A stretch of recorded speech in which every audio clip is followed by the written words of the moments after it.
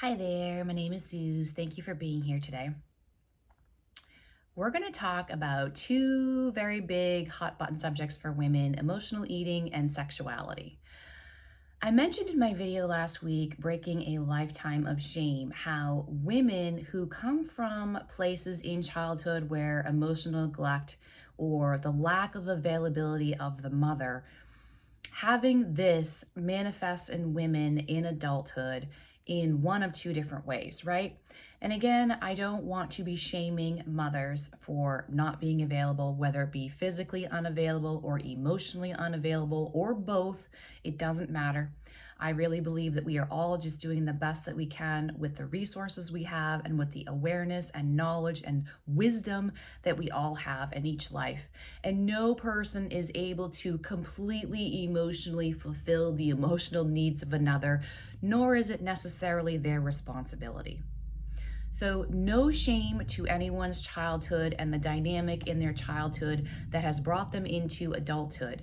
But the fact of the matter is, psychologically speaking, women have one of two responses as adults of dealing with anything that's triggering a really deep sense of anxiety. And if you haven't listened to my talks on anxiety, please go back and watch some of my videos talking about anxiety, because anxiety can often be a very subtle energy that women don't identify until it grows into a really big state of energy of anxiety. And then it's so far gone into this place of being a giant monster of anxiety that it becomes really hard to healthily and maturely and stably move through and overcome. So we have to first understand when that tiny little thread of anxious energy, of nervous energy is resonating in our bodies so that we can handle it when it's tiny, right? And nip it in the bud, overcome it, and work to a better state of emotional stability. Because my entire message is about finding emotional stability, emotional fulfillment, and emotional satisfaction in your life. And this is all energy. So we have to start looking at energy in our bodies and how it feels. All of that to say, let's go back to my original thing about the two ways that dealing with anxiety manifests in women. And this is also where a lot of self-sabotage comes in, right? And it's around sex and emotional eating. Think about that. Anxiety and shame now coming into the conversation. I love this because anxiety and shame, they're always working together, it seems, for me. Every time I break apart these scenarios and these life situations I see or talking with people, it's like this anxiety and this shame go hand in hand together. And we really got to separate them and break them out to be able to overcome all of this, to have the emotional empowerment and fulfillment that women are so desperately longing for. It is your heart that is calling you home to your truth. As a feminine, this is your truth, is to feel that emotional fulfillment and satisfaction in your life. And that is your birthright as a divine feminine. So let's get there. But if shame is in the way, we're never going to get there. We have to remove this element. So coming back to anxiety, as I said, sex and emotional eating. I'm just going to skim on the very surface level of this conversation. I will be going deeper into this, but I want to just do a bite-sized video today to get you thinking and having some first level of awareness around this. Because we all know, I'm just take emotional eating right now, for example, if you get in a spiral of some emotional state of being that feels really difficult to you in whatever way, shape, and form, and you decide to go down the path of overeating and emotional eating and all those things, at the end of that, or maybe even in the middle of that, we all know that regret and shame and like, oh, I shouldn't have done that, or why can't I overcome this, or any of that shamey kind of cyclical thinking is gonna come up somewhere, right? So at some point in time, probably after, You're going to look back and say, oh, I did it again. Why can't I overcome this? What is going on here, right? And at the core of it, what's happening is actually for your good, but then it goes very awry. It goes very awry because at the core of it, you're dealing with anxiety. You're dealing with some fear of something happened, and I'm afraid that going down this scary emotional path is going to end in some sort of disaster.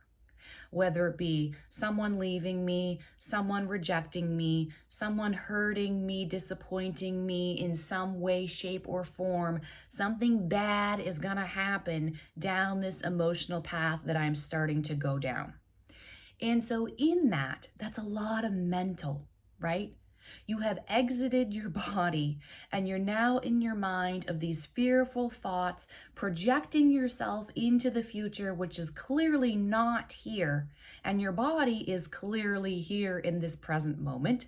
So clearly you're not in your body, you're in your head, you're in a fantasy world.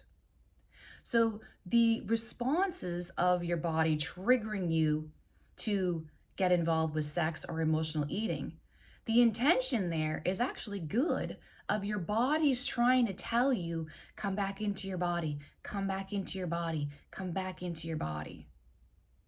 Because you've gone off in your mind, in anxiety, off in that world. And so think about it. If you're eating, it's a very physical thing, and you're trying to get back in your body. And going even deeper with that, you're nurturing. I mean, of course, probably your food choices aren't the greatest, but what is food? At its simplistic, most basic, raw thing, food is nurturing. It is nourishment. One of the most basic things we need from our mother is nurture, to be nurtured and nourished by our mother. So if in childhood the mother is physically or emotionally unavailable, there is lacking of nurturing and nourishment, emotionally and physically. Which then emotional eating, now you can kind of understand how that kind of works in a dysfunctional kind of way works. You're trying to get back into your body. And you're trying to give yourself what you know you need, but it's at a shallow level of what you actually need. Because clearly what you actually need is emotional nourishment. Okay? It's the same thing with sex.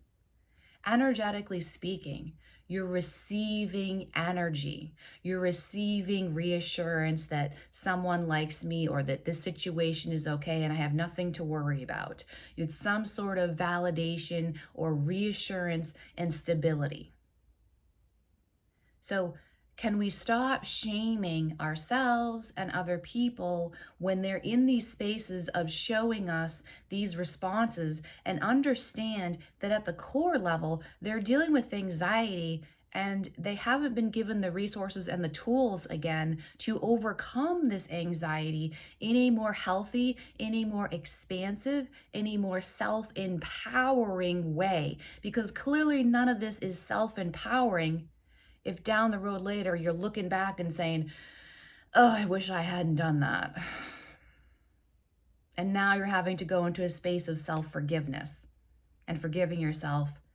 That's a whole nother journey that's not easy for a lot of us. We really struggle with forgiveness, right? Towards the self especially. So let's start redefining all of this and let's stop shaming each other and simply looking at a situation. Again, like I said this in my previous video, this is all emotional manipulation and shame when you're looking at someone and how they may be presenting themselves or how they may be behaving or what they may be engaging in, and we label them in some way without even having the courtesy and the love to sit down at the table with them and see what's happening. How can I help this person who's clearly going through something? and is trying to cope with something that is beyond their level and capacity at this point in their lives, beyond their capacity to handle, and they need more resources. They need more support. They need more love. They need more nurturance, not shame, not labeling, not defining, when you don't even know what's actually happening, when you don't even know their life story that brought them to the place where they're at unless they've told you. If someone is dealing with anxiety and someone is dealing with a lot of emotional inner turbulence, what they need is stability and safety. What they need is to know they have someone who accepts them, loves them, can stabilize the ground underneath them and uplift them. Not just look at them, shake their finger at them, put them in a box, and off it goes. I hope this video helped. If you found value here, please do subscribe to my channel to help me get my message out further. And leave me a comment. Let me know what you appreciated or resonated with the most here.